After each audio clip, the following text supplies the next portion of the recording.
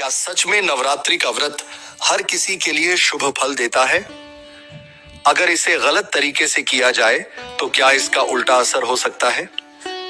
आज हम आपको एक ऐसी कथा सुनाने जा रहे हैं जो न केवल पुराणों में वर्णित है बल्कि हमारे जीवन में भी गहरा संदेश छोड़ती है।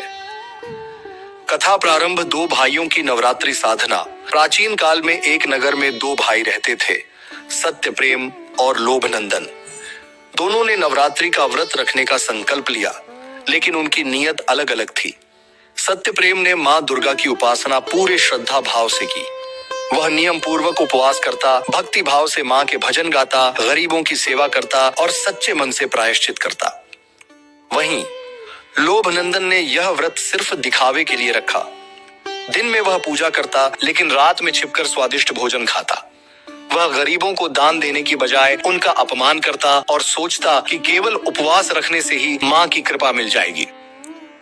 नवरात्रि समाप्त हुई। सत्यप्रेम की साधना सफल रही, उसका जीवन समृद्ध हुआ, घर में सुख शांति आई और उसके हर कार्य में मां दुर्गा की कृपा स्पष्ट रूप से दिखने लगी। लेकिन लोभनंदन के जीवन में अजीब घटनाएं होने लगीं। उसका व्यापार डगमगाने लगा, परिवार में कलह बढ़ गई और उसकी सेहत भी गिरने लगी।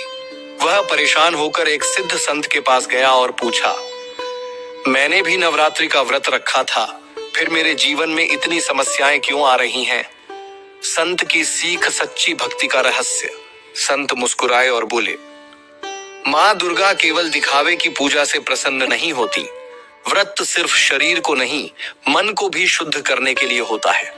अगर मन में पाप, छल कपट और अहंकार हो तो व्रत पुण्य नहीं बल्कि पाप का कारण बनता है।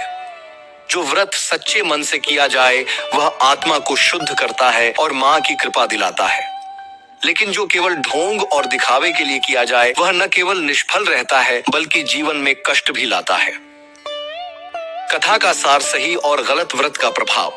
सत्य प्रेम की सच्ची भक्ति ने उसे सुख समृद्धि दी, जबकि लोभनंदन का ढोंग उसे और अधिक दुखों की ओर ले गया। इसलिए जब भी हम नवरात्रि का व्रत रखें तो केवल शारीरिक तपस्या न करें बल्कि अपने मन, वाणी और कर्मों को भी पवित्र रखें। मां दुर्गा सिर्फ उपवास से नहीं बल्कि सच्चे श्रद्धा और अच्छे कर्मों से प्रसन्न होती है।